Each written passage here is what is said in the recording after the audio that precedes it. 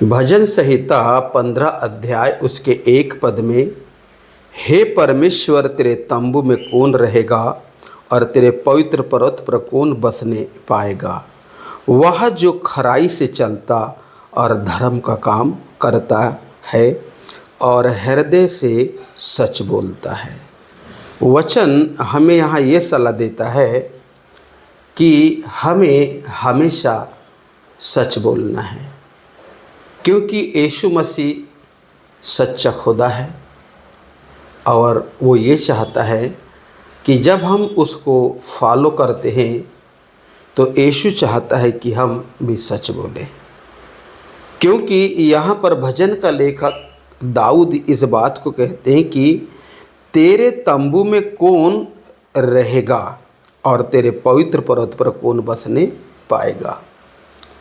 यहाँ दाऊद जो बोल रहे हैं वो इस संसार की बात को नहीं बोल रहे हैं, क्योंकि जैसा इस शरीर के लिए एक शारीरिक संसार है उसी प्रकार आत्मा के लिए एक आत्मिक संसार है। और यीशु मसीह से यह दाऊद जिस बात को कह रहे हैं वो इस संसार की नहीं परंतु उस संसार की बात कर रहे हैं जहाँ एक दिन हम सभी को वहाँ जाना है। परंतु जाएगा कौन, यहाँ पर जाएगा कौन ये बात इसलिए सामने आती है।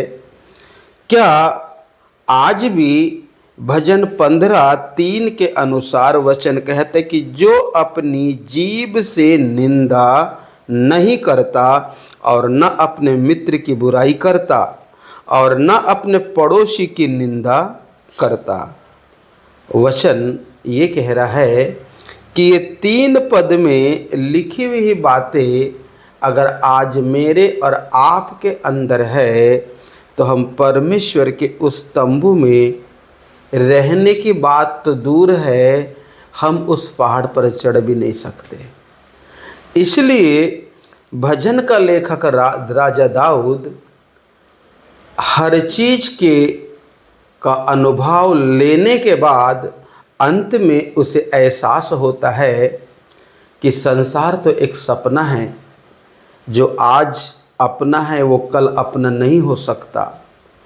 इसलिए दाऊद यहाँ इस बात की खोज में है कि हे प्रभु उस तंबू में या उस पर्वत पर कौन रहने पाएगा।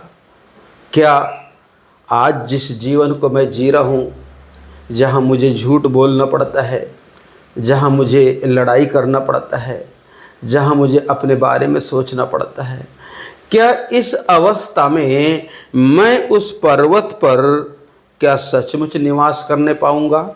नहीं।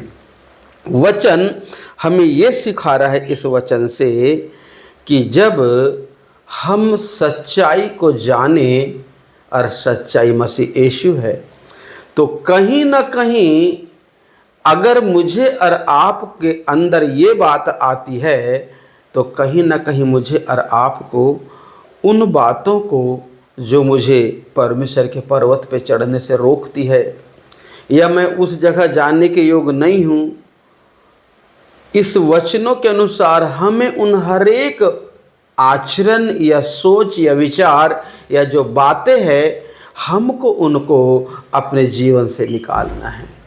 क्योंकि परमेश्वर पवित्र है, क्योंकि उसने पहला यूहन्ना की पत्री में कहा मैं परमेश्वर तुम्हारा बुलाने वाला पवित्र हूँ, तुम भी पवित्र बनो।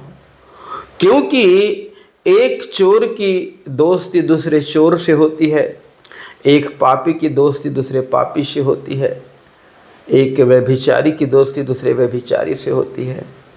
इसी प्रकार एक पवित्र परमेश्वर की दोस्ती एक पवित्र प्रजा से होती है। तो मेरे और आपके पास एक अवसर है, क्योंकि पवित्र करने वाला परमेश्वर प्रभु यीशु मेरे और आपके पास आया है। वो इसलिए आया है कि हम अपनी अपवित्रता या अपने अशुद्धता को मान लें, अंगीकार कर लें और छोड़ दें, जिसके चलते वो पवित्र प्रभु यीशु मुझे और आपको पवित्र कर सके और एक दिन जिस तंबू की और जिस पवित्र पर्वत की बात जो दाऊद कह रहा है, एक दिन शायद मैं और आप मसीह के साथ उस पवित्र पर्वत पर हम हमेशा के लिए निवास कर सकते हैं। इसलिए मेरे प्रियो, जब इस वचन को आप सुनते हैं, आप रेपेंट्स करिए, अंगीकार करिए और हर एक उन आदतों को, उन नेचरों को, उन स्वभाव को जो मसीह यीशु के पीछे चलने से आपको रोकती है, आप उसे अपने रास्ते से, अपने जीवन से आप उन्हें अलविदा करिए और प्रभु यीशु के पीछे आप चलने की कोशिश करिए, ताकि एक दिन हम सब उस पर्वत पर मसीह यीशु के साथ मिलेंगे। प्रभु आपको आशीष दे। आमीन।